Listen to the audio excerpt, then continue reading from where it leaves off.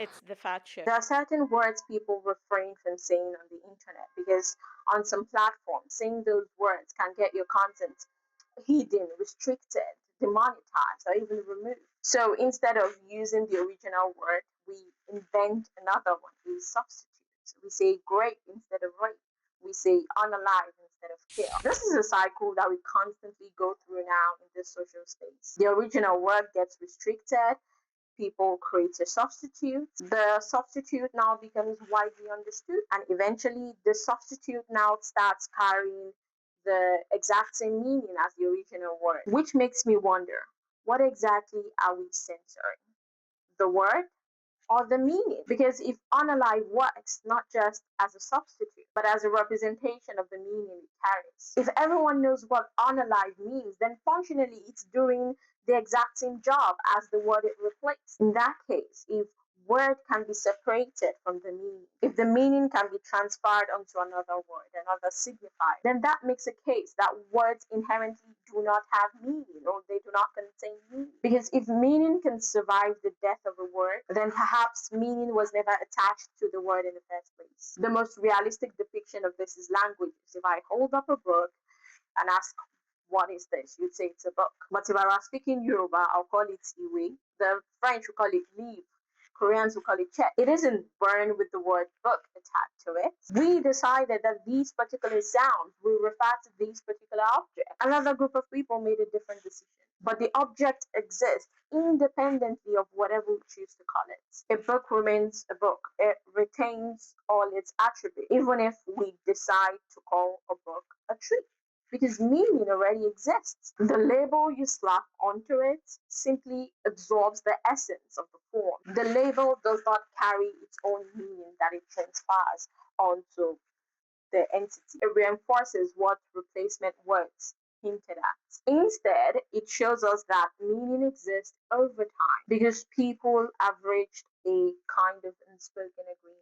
We all agree that certain sounds point to certain parts of reality, but the sounds themselves are arbitrary. The words are merely the vehicle. Humans carry the meaning. But that realization creates another puzzle. If words are just labels that we collectively agree on, why do some labels feel so important? Why does changing a word sometimes feel like changing reality itself? If words don't contain meaning, why do they have so much power? When I was exploring the concept of why labels matter so much when meaning exists independently of it, I thought about our names. It's a label. So, why does it irritate us at the least, or we get mad at the most when someone mispronounces our name or calls us by the wrong name, especially when they do it consistently? I mean, you are who you are. Just because they mispronounce your name or call you by the wrong name doesn't in any way affect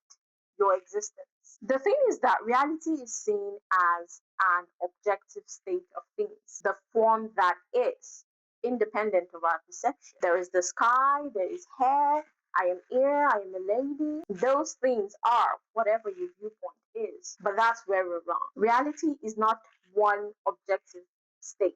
It exists in two phases. Imagine there are 500 species living deep in the ocean. Humans only know of 300 of them. And we say it factually, we document it. There are 300 species in the deep sea, in the ocean. Do the other 200 still exist? Yes.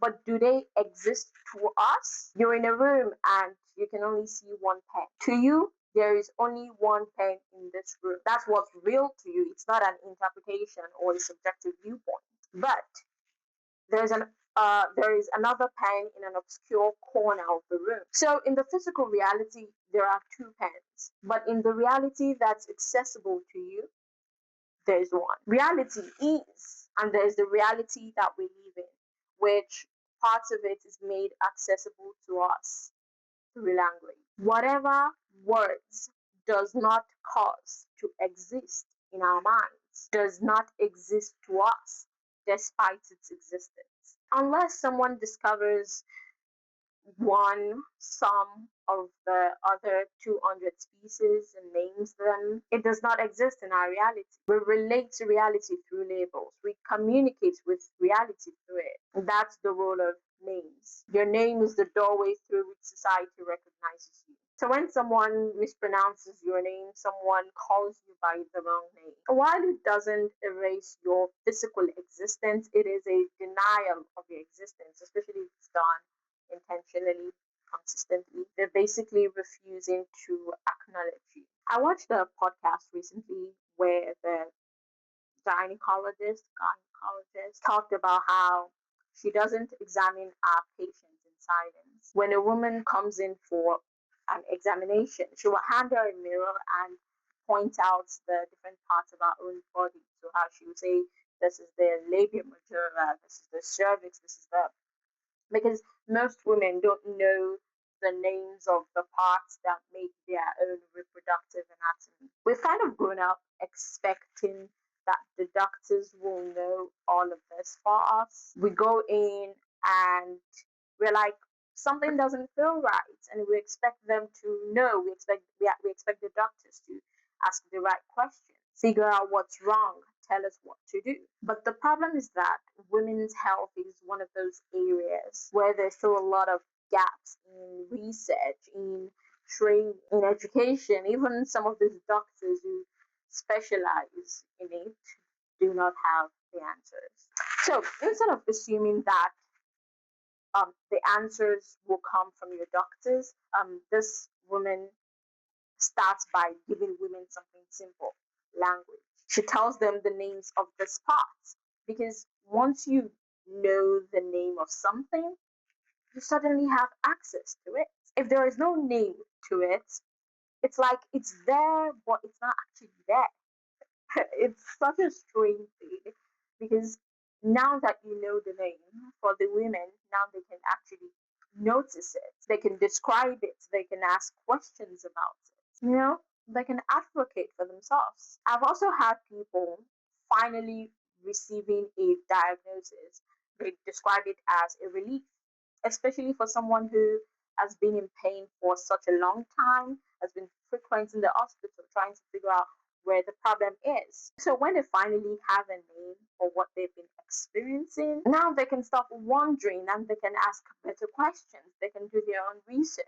The name did not create the condition, but it created access to the condition. But this just explains that names gives us access to reality. It doesn't help us understand how, if a name does not change what something is, why does changing the name of something change a lot? Earlier, I argued that words do not contain meaning. A tree remains a tree, a book remains a book. A tree remains a tree even if we decided to call it a book. The label might change, but the object does not. Imagine for a moment that tomorrow the entire world agreed that every tree would now be called a book. It would be strange at first, but eventually would get used to it. The definitions of tree and the definitions of book is what would change. The word book would simply come to mean what we currently mean as tree. But then I thought of something. What if we didn't call the tree book? What if we called the tree God? Now it doesn't feel like an armless change, huh? Now the tree does not remain the same object with just a different label, nothing different. No, it becomes something that people now bow to, something they protect, something they build rituals around. The tree hasn't changed, but our relationship to it has changed based on the change in the label. So maybe words do contain meaning. Maybe certain words carry something within them that gets transferred onto whatever they describe. But what kind of words? Okay, the word God is a terrible example for me to use because it just contains a whole lot within it that, it contains like history and religion and I don't know, things that I do not have the ability to dissect. And it should just bring a whole set of discussions that takes us away from what we're trying to unravel. Although it was a good extreme example that helped us discover another layer to this discussion. Now, I started thinking about words like love, justice, faith, purpose. Those words feel different. One person says that's love, another person says that's obsession, and they're looking at the same act. Describe an act as justice instead of revenge, and suddenly it feels completely different.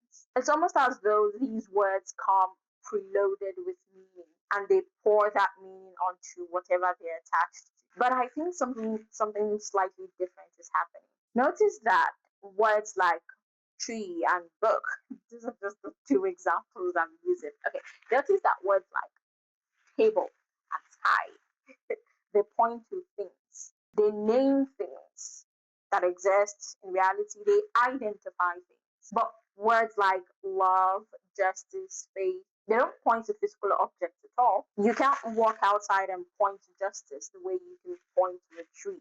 So these things, these names, loyalty, reputation, sin, they are less names and more concepts. Concepts that exist to help us organize ourselves internally in interpersonal relationships and in our society. And concepts don't tell us what we are looking at, they tell us how to look at it. So if words like justice and faith are lenses, how do those lenses actually shape the way we see the world? Unlike other words that have a clear definition, we consistently play a game of who can best define this concepts to influence your behavior. Most of these concepts don't have a clear definition. It's more of a general outline. We kind of have a sense of what love means, of what love looks like. But it can be twisted and turned and reshaped. So the bomb still hits, the suffering still occurring. The reality is that tens of thousands of people are dead and many more suffering. But the public's understanding of what those events mean can change dramatically depending on the lens we're given, depending on the story that's attached to them, depending on the language we use. When you describe a decision, an event, an action as justice, you're not telling people what happened and you're not changing the action through the word you use, but you're telling people what it means. You are telling people how to look at what has happened. You are telling people how to react to what has happened. Because before people decide what to do, they first have to decide what they're looking at. I need you to tell me what I'm looking at. I need you to tell me what I'm supposed to feel. I need you to tell me what my response should be. The facts matter, but the meaning attached to those facts matter just as much. Because human beings don't only respond to what happened. We need language to help us access reality, and we respond based on the lens through which we encounter this reality. Our lives are in many ways a constant negotiation over which lens we're going to use. Sometimes it happens inside our own heads. This isn't a failure, it's a stepping stone.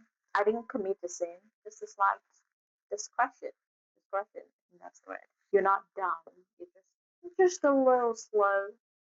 The same thing happens between people. Someone says, "This is how I show love." Another person is like, "No, that's not love, that's control.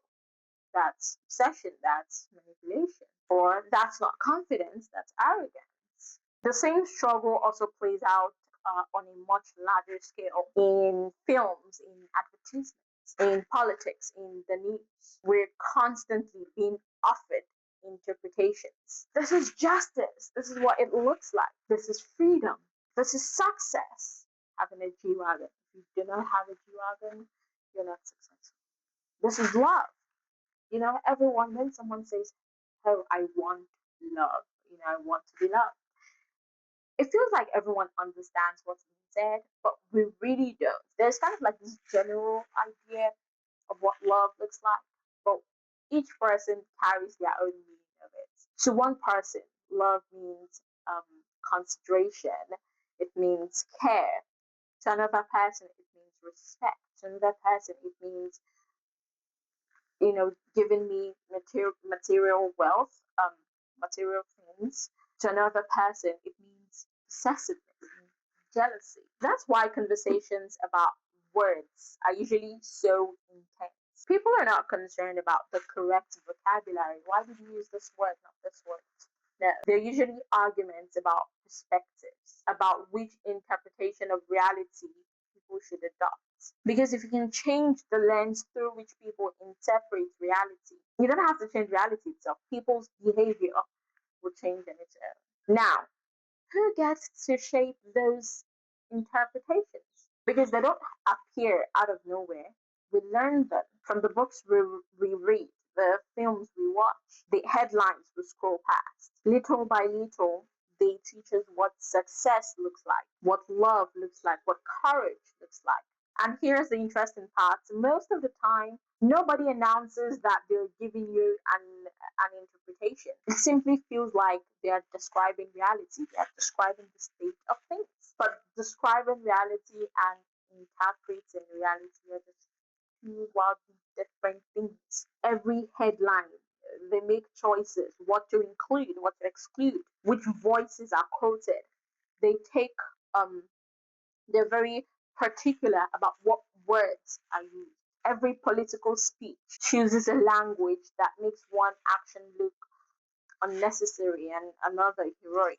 Which means that whether we realize it or not, we're constantly inheriting other people's interpretations. So it's always worth asking, what lens am I asked to look through? Meaning isn't something I can invent on my own. It's something we negotiate with each other. That means every interpretation we accept, every interpretation we repeat, we celebrate, we become one of the voices helping to negotiate what that concept means. If a film portrays possessiveness, crazy as jealousy, stalking as love, as romance, or jealousy as devotion, control as protection. The film doesn't by itself redefine love, but it makes a proposal. And every time we celebrate it, we defend it, we imitate it, we're thinking,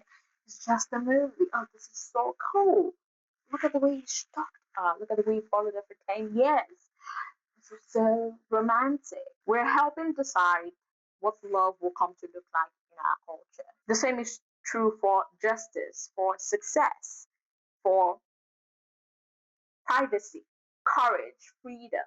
No single book, no single film, no single news report gets to redefine these ideas on their own. But together, they are competing for our agreement.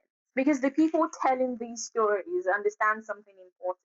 Interpretations only become powerful when they are shared. They need us. They need us to repeat their interpretation. They need us to reward it. They need us to pass it on. And every time we do, either consciously or unconsciously, we help shape the expectations of the society we live in. In that sense, culture is something we're constantly participating in. We're not just consuming interpretations, we are helping decide which ones get to stay. If you enjoyed this video, make sure to check out the videos in the catalog. You might just find something that speaks to you.